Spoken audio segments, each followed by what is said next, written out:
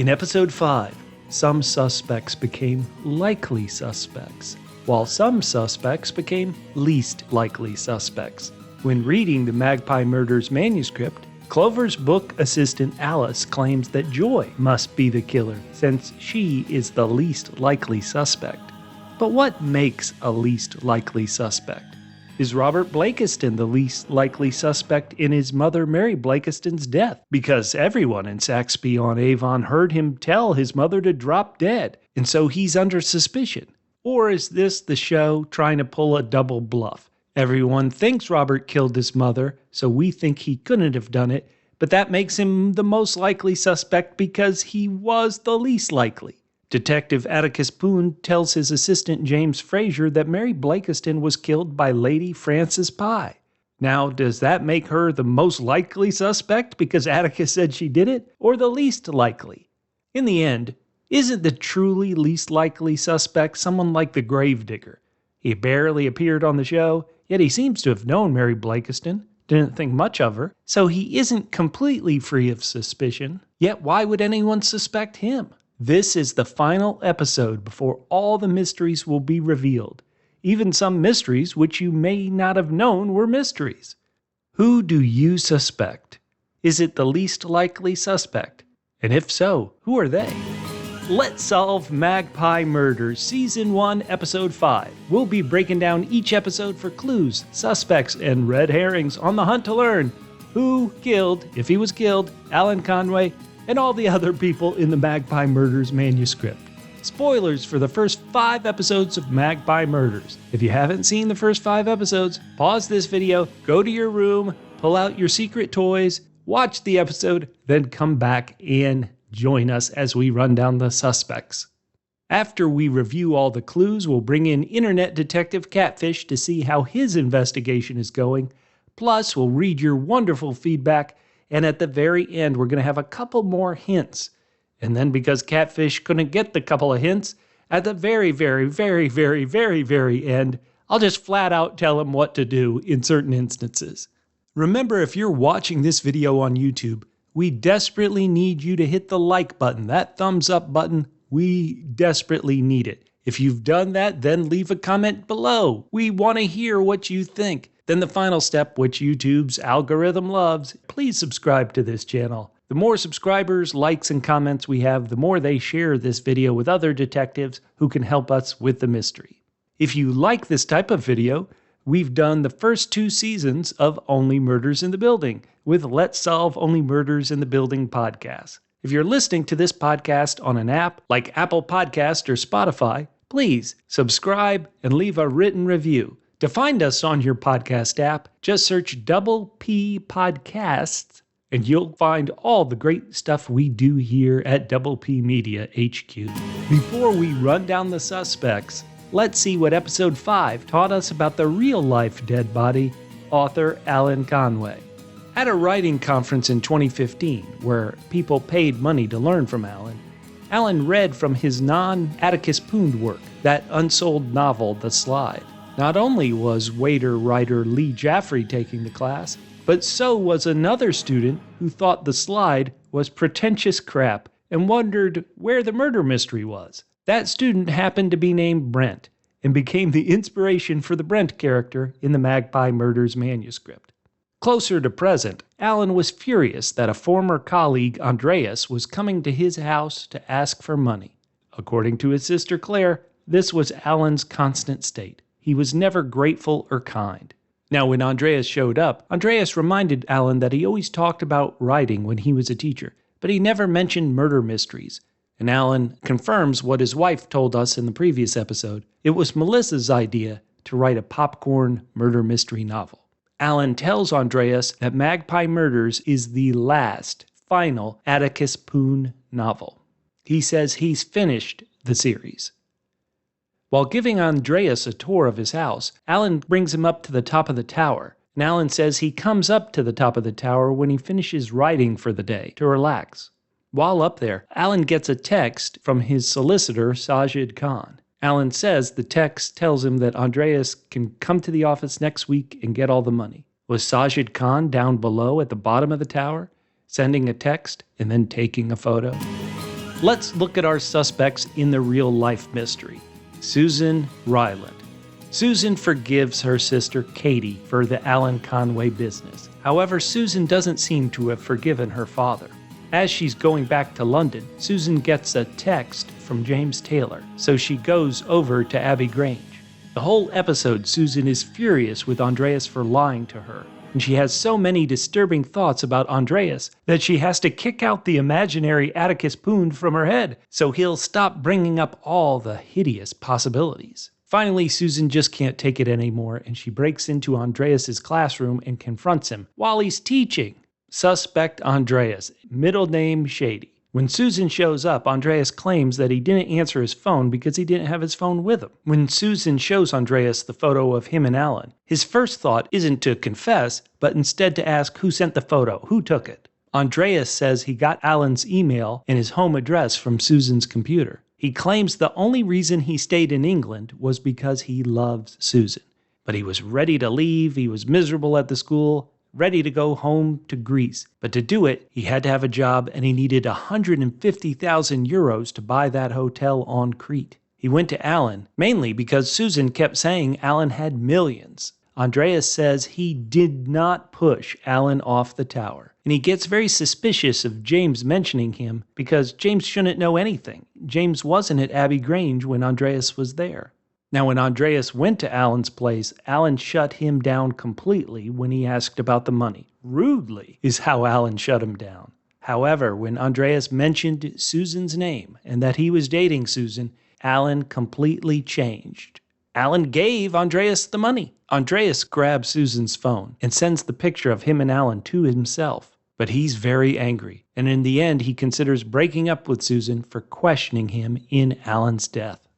James Taylor. James thinks everybody hates him, calls him a gold digger behind his back, and he says he can't wait to sell Abbey Grange. He did call Susan out of the blue and claims not to remember Susan being there for his speech at the funeral.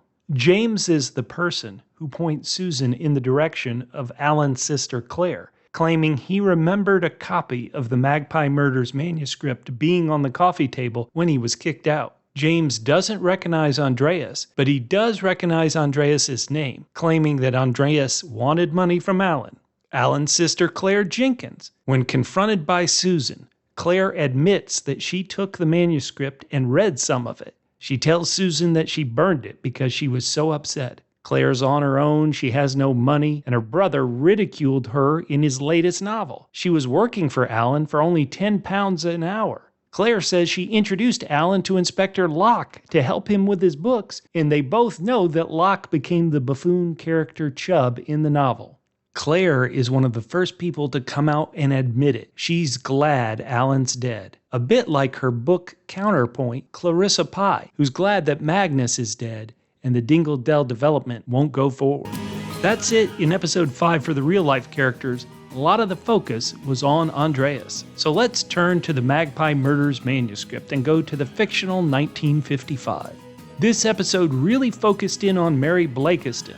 Atticus goes through her house there, the lodge house at Pye Hall, and he finds that Mary's sewing room had a view of the lake where her son Sam died. Near the window with a view of the lake, Atticus finds an old dog collar for Bella, the kid's puppy. Also in that sewing room, Atticus finds a diary that Mary kept with secrets about everyone in Saxby-on-Avon. Mary had discovered the truth about Jack Whiteley. She knew that Clarissa Pye was the one who wrote the threatening Dingle-Dell note. Mary knew about Francis's side piece Charles. Atticus believes Mary kept the diary full of secrets for the power of knowing the dirt, not to blackmail anybody, but the power of being in control.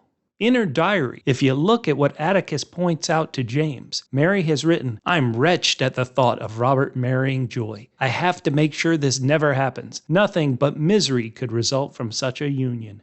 I only asked him about the stupid light that he still is not fixed, and he's something telling me to drop dead."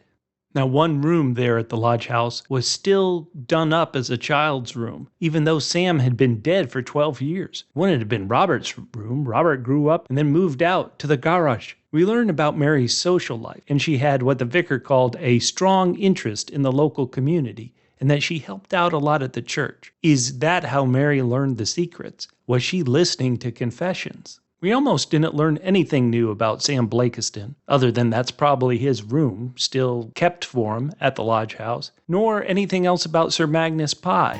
So let's jump right to the suspects. Atticus Apprentice. Atticus says there are 4 reasons why someone would commit murder: fear, envy, anger, and desire.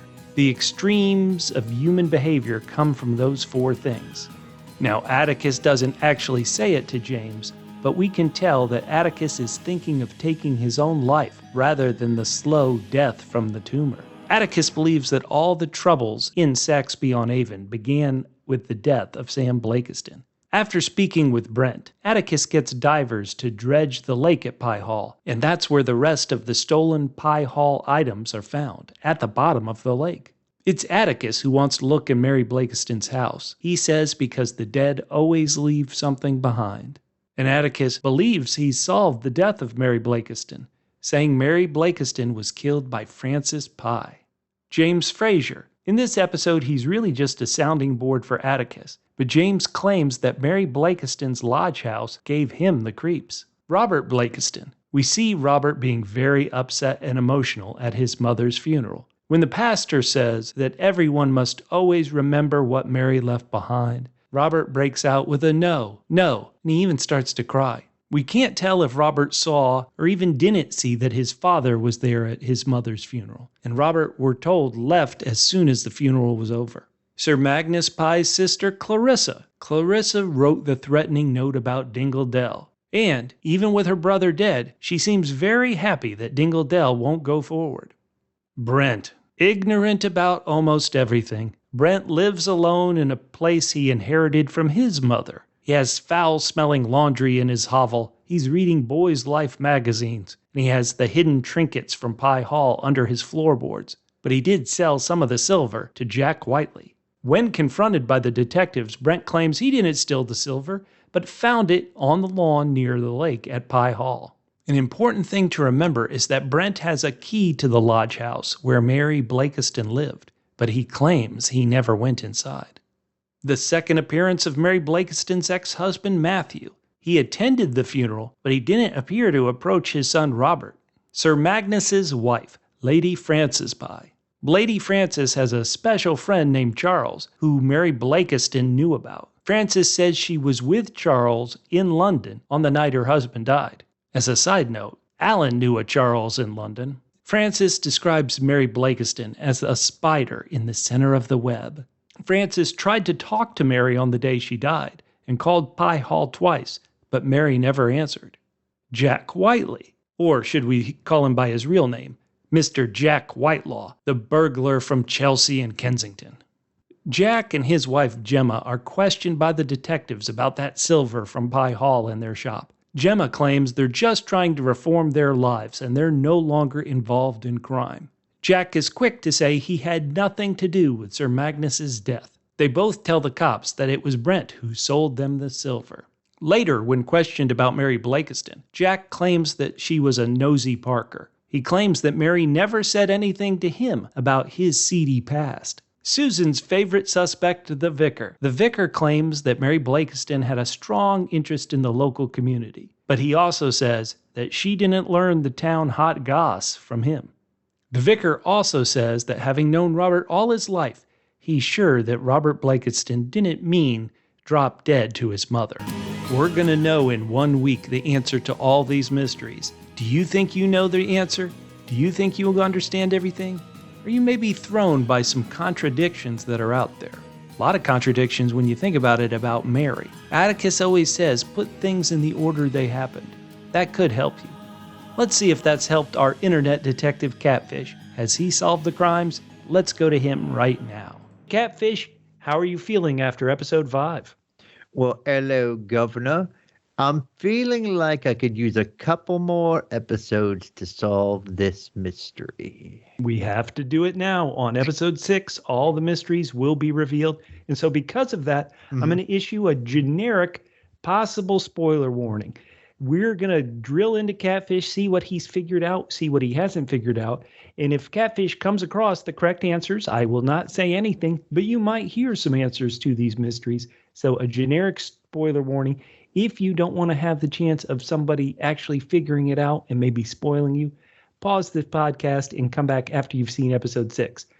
I will say that if you want to play the odds, you're probably safe to listen to this and not get too spoiled. If you consider it a spoiler alert, if you ask a 3-year-old child how the world works, and then you're like, no, don't tell me, spoiler alert, that's going to be the same situation here. In other words, you're going to get an answer. It's not going to make any sense. Well, okay.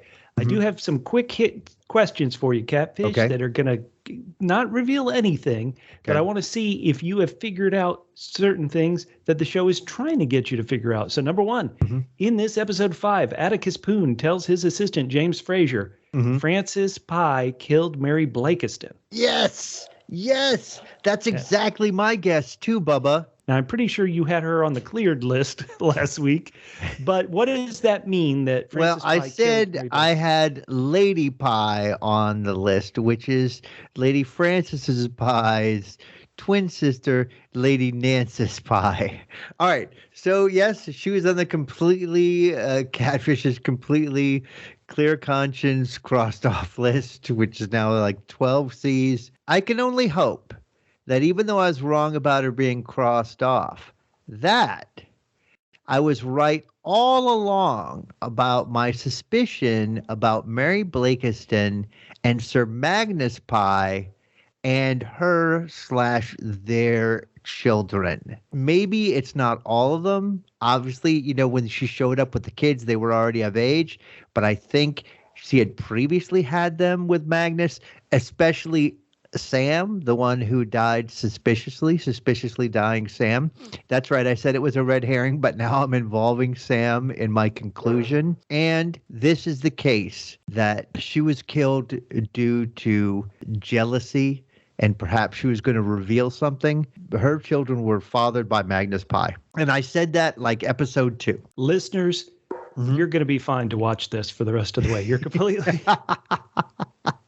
fine. Okay. Ouch. Maybe overthinking that just 100%. All right. So let's go to question 2. And this one also might be a bit tricky. Okay. But we're told the answer like multiple times from multiple people. So this is important, listeners, for you to think about. Oh, boy. Alan Conway, not a nice guy, disliked many people. But who did Alan Conway hate the most? Who? All right. So just like the listeners, I'll think about this and I'll come back a couple weeks from now. Okay. All right. Who did he hate the most? Well, I know it is a trick question, but since you put me on the spot here, I'm going to say, ooh, God, this is so tough. I'm going to say Susan for this reason. Okay. Because first of all, he didn't want to be writing this crap. And then she's the one who's telling him, not only she's like telling him, no, she's correcting him on what he thinks is even beneath him. We saw what he does when people correct or question his writing. He turned modern Brent into thieving, dirty, perhaps pederast. I mean, he really crushed Brent. So I'm going to be maybe a little flippant, but I'm going to say Susan. Listeners, if you see the kind of twist I'm putting on this question, you'll realize that even when he gets it wrong, there's so much truth in what Catfish says. This is so fascinating. All right. And then third and final question. And this is really one, listeners. This is a tricky one. Boy. This is even as a book reader, I was like, So I'll just give that caveat on this third question. When we first see James in real life, James, the boyfriend, ex-boyfriend of Alan Conway, James Taylor, they're arguing about something when we first see them. And then where was that thing they were arguing about when Andreas showed up at Alan's house? I mean, I just thought they were arguing about him about James going to the city and partying. So I don't remember an item when you say an item. All righty. Okay. Those are all the questions, listeners. Think about those. They may or may not help you solve these crimes. Oh, this is so good. Catfish, you are the perfect person to have on this podcast. Hey, Now, Catfish and I... Because I'm not spoiling anything for anybody. People are, let me say this, nobody spoiled once in this yet. Let me say, though, that Catfish and I are covering a show called Star Wars Andor. Even if you're not necessarily a Star Wars fan, if you're a fan of kind of tense action dramas and spy thrillers in a way, you should check out on Disney Plus Andor. It's a new show. And so I thought I'd talk about a crossover of Andor. Andor is obviously based on the Star Wars movie Rogue One. Yes. And so, Catfish, you said you recently watched Rogue One. Yes, I did, and enjoyed it. If you haven't seen Rogue One, this is a spoiler for like the first 5 minutes. It's not really a spoiler, but the character, Cassian Andor, when we first meet him, he's meeting with an informant, and for various reasons, he has to kill that informant. The actor who played that informant is currently playing one of our suspects, or I guess two of our suspects on Magpie Murders. Do you know who that is, Catfish? I don't, Bubba. The actor who played the informant who Cassian Andor had to kill in the first 5 minutes of Rogue One is Daniel May, who plays Inspector Locke Detective Chubb here in Magpie Murders. It's all interconnected. Oh, man, he definitely deserves to die. Although I like him around because, honestly, he makes me look competent. Really? Okay. So, hey, Catfish, before we really dive into these mysteries, you love to do your triple M's. My triple M's, my amusing Magpie moments. I've already mentioned one of them. It's seeing modern day Brent call out Alan. Alan then doesn't even change his name. He doesn't change his name. And then when he makes him a thief, a love of Boy Scout magazines, and which somehow seems to be the most insulting thing, a slob. I don't know how that becomes the thing. I also very much enjoyed the triple P. Triple P. Yeah, pavement pounding pund. Susan says, "Get out and hoof it, sucker." It's amazing. It wasn't until he started insulting Greeks. Finally, she's like, "I've had enough. Get out." And then my most amazing moment was it sort of dawned on me gradually throughout this episode as Pund and his assistant are taking Mary's diary around to everybody and finding out that Mary had more people that hate her than Alan did. I loved it. Okay, yeah, it's very funny moments in this episode. I completely agree about Brent, another guy taking that infamous writing course, and Alan may not have stolen his idea like he did the other guy, but instead he just turns him into a complete terrible character. Okay, now you are trying to be a detective. You're a AA Atticus Apprentice. Did you learn anything about detecting this week? I learned a few things, but not enough time to absorb them to help me today. But I did learn some things. First of all, this is a real guiding spot for me, and I think everyone should remember as I trip through this last episode trying to guess who did what. Atticus says, "To know something is not enough. You must know everything." So I guess that sort of lets me slide, right? Because as long as, even if I know nothing, that's just as good as only knowing something. But he also told Susan, there are 4 reasons why people kill: fear, envy, anger, and desire.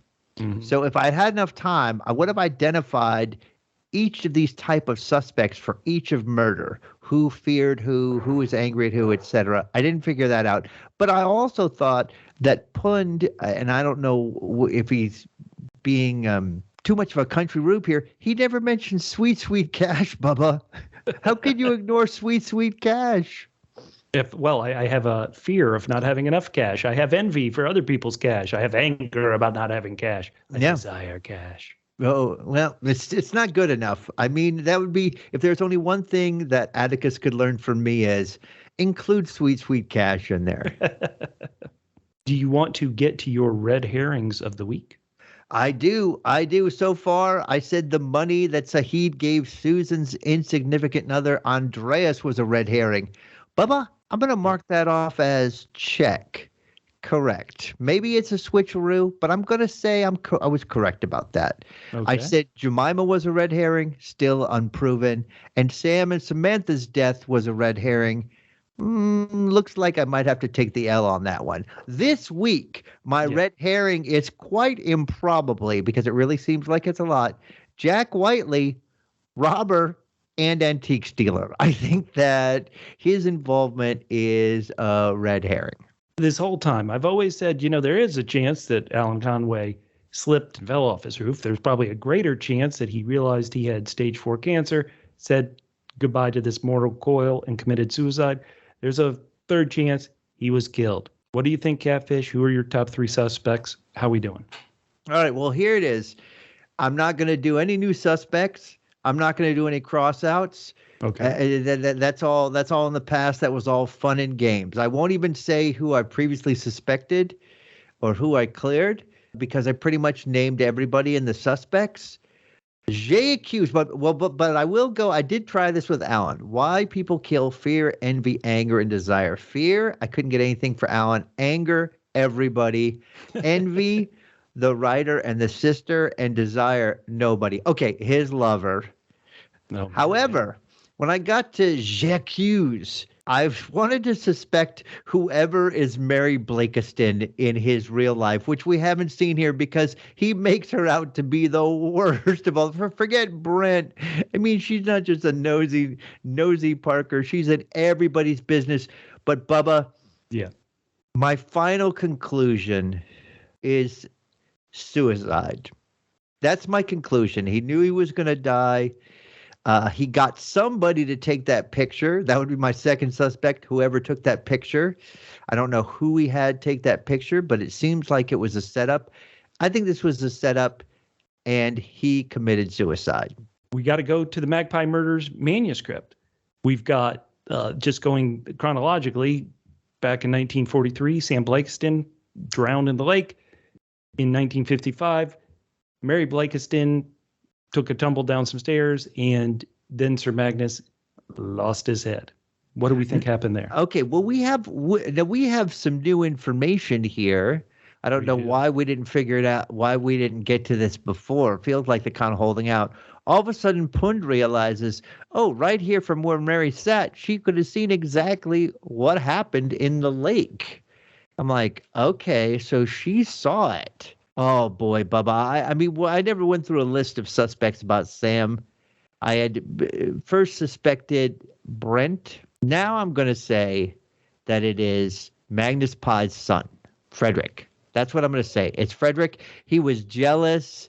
He figured out that Sam was his half-brother, and he took him down. Catfish, you realizing Mary could look out that window and have a good view of the lake, that is very, very wise, is all I'll say. That's all I'll say to that. Does that tie into Mary's death herself, even though, once again, Atticus blames her Frederick's mother, Frances, or does this tie into the death of Sir Magnus? How are we doing here? This does tie in sort of to the death of Magnus. So here's what I'm saying.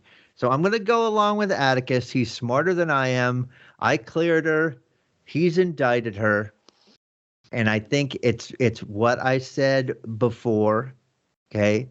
Because I was originally right when I said those kids were his and Mary Blakiston's, and she couldn't take it anymore. And she's like, boom. She's out of here. She's about to expose us. She's about to do whatever. She's a nosy Parker.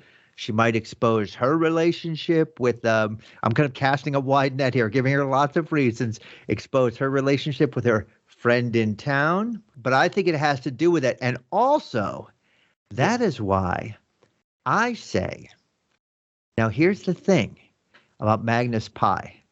Okay, I realize that Atticus has given me a real clue here. So listeners, I want you to follow this clue because I was unable to.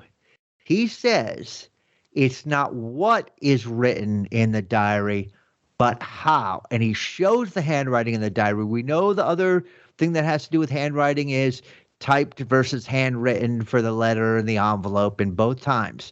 But how? Okay, so then I thought, and this is where listeners, don't follow my logic, because then I said, so then obviously it's the handwriting in the diary, and Mary Blakiston wrote the diary. So obviously Mary Blakiston killed Magnus Pye. But then I remembered that Mary Blakiston died before Magnus Pye. So I thought I put a couple other clues together, and maybe they could have been red herrings, but Atticus Pund wanted to see the vicar's homily. He wanted to figure out, to see in there at what point Robert Blakiston broke down, because Robert Blakiston broke down. And so I think that it's Robert Blakiston who killed Magnus Pye, thinking he had something to do with his brother's death, or that all these years he now just figured out that Magnus Pye was his father. So I'm going all in on Magnus Pye and siring these kids. So anyway, I'm going to go Robert Blakiston for j'accuse Robert Blakiston for Magnus Pye's murder. Wonderful. Listeners, what do you think? Go down in those YouTube comments. Tell us your theories. This is the last week to get in theories. If you're not able to write comments on YouTube, you can email us, hello@doublepmedia.com. You can go to Twitter and Instagram, doublepHQ, @doublepHQ, facebook.com/doublepHQ. This is it. We are getting there. I'll give, once again, I always try to give Catfish credit. There are so many things he says when you listen to him, you're like, yeah, that is completely correct right there. That sentence is 100% correct. There's all that other stuff too, but there are those sentences, and we'll review those next week, so it'll be real fun. Before we, I'm setting up my own red herrings, Bubba. You sure are. I'm increasing the enjoyment of this show. Before we get to your feedback, and we got great feedback this week with people's theories, clues they're catching, things like that, I do want to go ahead and have a clue confession. Okay. At the beginning of all these podcasts, I list every clue, and I mean every clue. But in the one of the last 3 podcasts, I didn't list a clue in the earlier part of the podcast. The reason why I didn't is because if you're watching this cold, you wouldn't think it was a clue at all. And I'm going to use an example. This example is not it at all, but it's something like this. So imagine we knew that the killer sneezed, and then 5 episodes later, you see somebody pick up a tissue and blow their nose. That is a clue, but you're not really supposed to notice it. It's like something that just happens. You're not supposed to notice. So there was a clue in one of these last 3 episodes that the show tries to hide so much. It's like you're not supposed to notice it. And so I didn't want to call it out in the earlier clue things. But if you watch 3, 4, or 5, episode 3, 4, or 5, you'll see this one thing. And it is a big clue to one of the mysteries that's happening. So that's a clue confession from me. A double C. It is. Hey, let's get to our feedback and Catfish. I want you to read this first one because we love feedback from our friends. Look at this. Oh, yeah. A friend from the Daily DVR podcast, Axel Foley. He said, when I heard our friends at Double P Media were covering Magpie Murders, I immediately DVR'd the season, but I was only able to catch up yesterday. And since then, I've watched 4 episodes. I really like it. We love it, Axel. Have you figured out all the mysteries? And to be honest, they're actually more than you would think in this show. Love it. We got some feedback on some older podcasts, and we don't. They'll be able to hear their feedback and our response to it as long as they keep following along. Somebody on YouTube known as Truth Seeker is currently on episode 2, and Truth Seeker wrote, I have not read the book or seen past episode 2, but I believe Andreas killed him, and possibly that Alan paid him to kill him. What do you think of that, Catfish? Wow, that is a great one. Why couldn't Truth Seeker have been there earlier for me? Very good. Well, Truth Seeker, you have any new thoughts? Go ahead, and once you get up to episode 5, let us know. Now, we have a bunch of feedback on last week's episode 4. Let's just get right to it. I'll go first. Deb A. wrote, I went to your video on YouTube wondering who was in the emailed photo fighting with Alan Conway. It looked like Andreas. Ideas? Well, Deb, if you've seen episode 5, you know that is Andreas up on the tower with Alan. Thanks, Deb. Yeah, it's sort of a fight/aggressive hugging. Satine 2001 MR says, could Dingle Dell be an anagram? I love Catfish. You were on this anagram kick very early. I was. And people are getting in. People are doing it in the YouTube comments, tweeting at us anagrams, emailing us anagrams. Love it so much. We won't answer, but there will definitely be answers in episode 6. Somebody on YouTube with the handle Your Twin Cities Agent wrote, so if Susan Ryland's dad was apologizing to her for what they did, I'm wondering if he's referring to abusing Susan as a child. That may seem a little too dark a path for this series.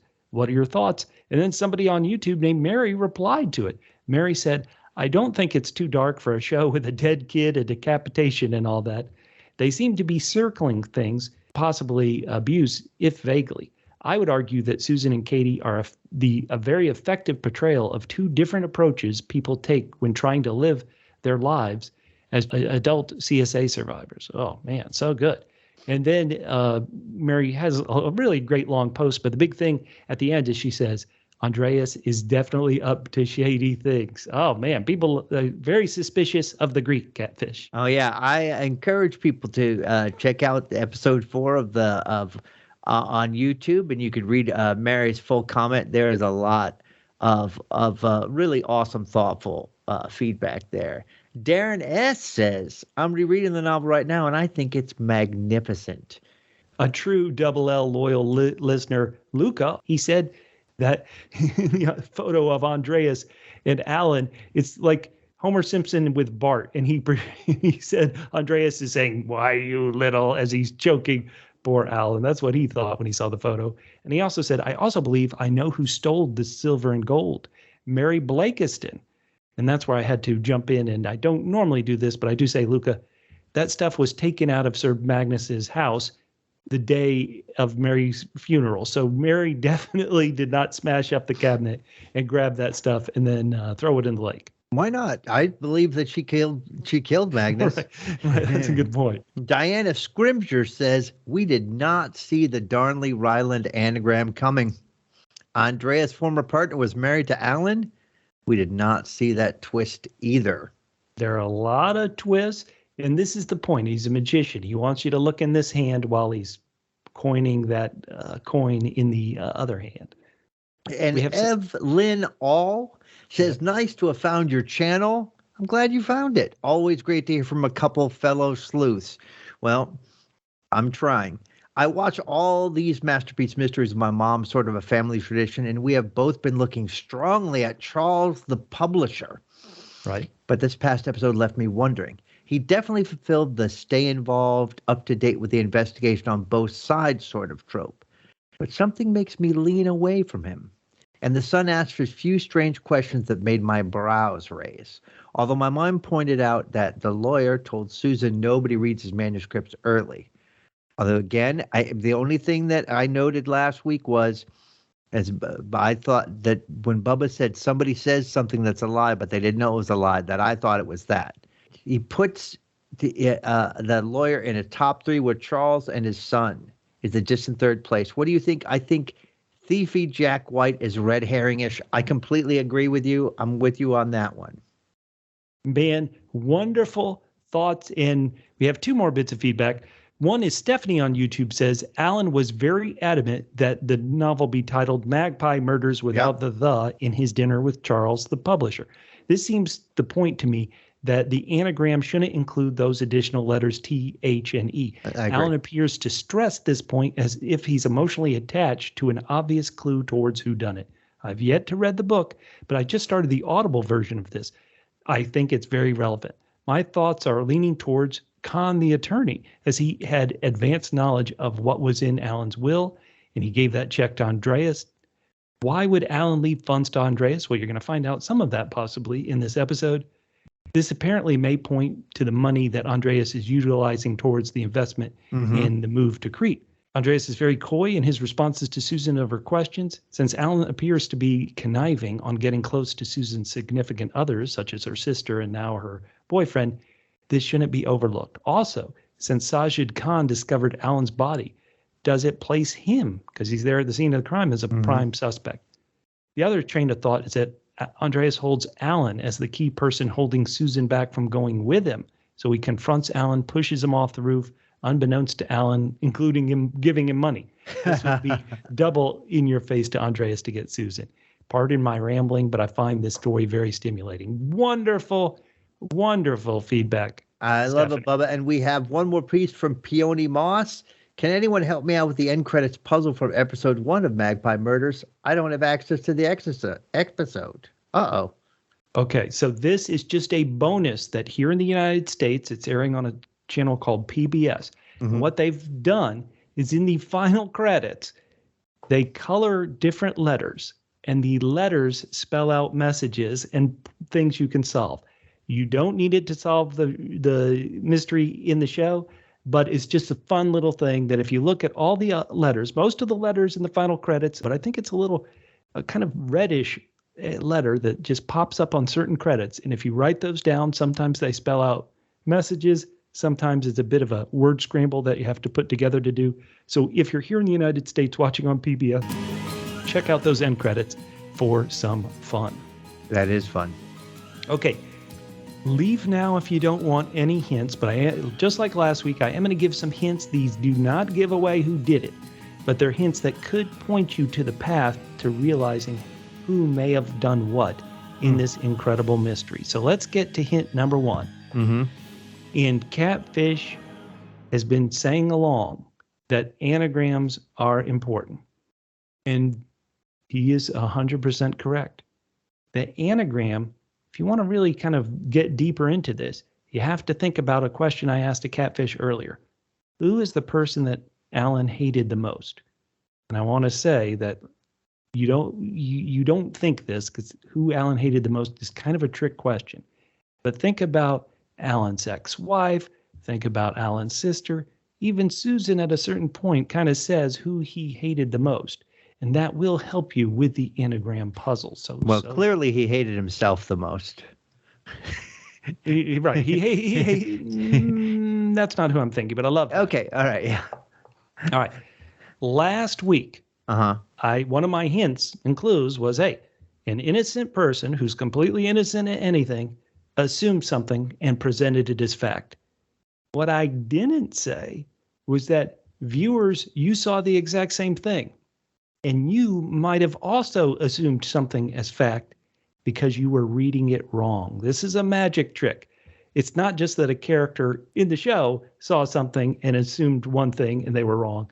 It's that you viewers may have seen something and assumed it was wrong as well. And I know that Catfish saw this and made the wrong assumption as well. And it, once again, is heavily implying this to make you assume this. I know Catfish made that assumption because in at least 2 of these post-show talks we have, he says this thing as if it's a fact, and I'm like, whoops, they got you there, Catfish, with this one thing. Darn it. My final hint is that I always talk about assumptions. That's what all these murder mysteries are based upon. We just talked about one there. But now let's talk about Susan's one of our main characters, right? Susan has made what I consider to be 3 big assumptions. These are assumptions based on things people told her, based on kind of the situation she's in, but they are assumptions. 2 of these assumptions are completely wrong that Susan has made.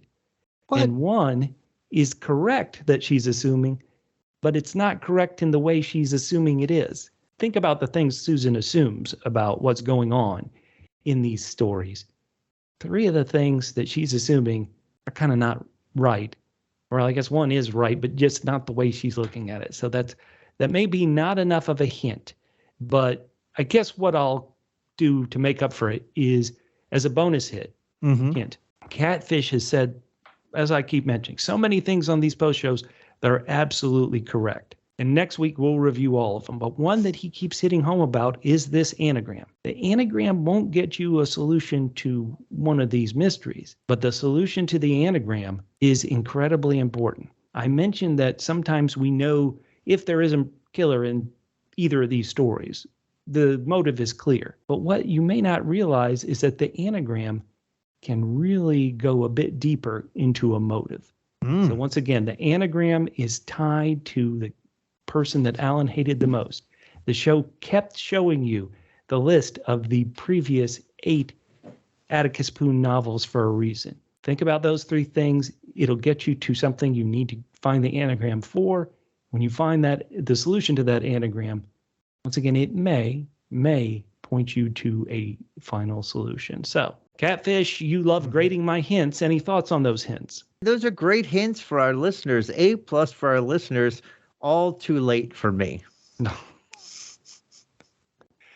Okay, well then, listeners, tune in next week. Be sure to subscribe, like these podcasts, leave us your thoughts. This is a group effort of fun. We hope you're enjoying them. You can find me on Twitter at FitandTrim. That's FITTENTRIM at FitandTrim on Twitter. I am Catfish. You can hit me up at CJGman67 on Twitter, except nobody gave me any clues. So thanks for nothing. It's too late now. Who does Alan hate the most?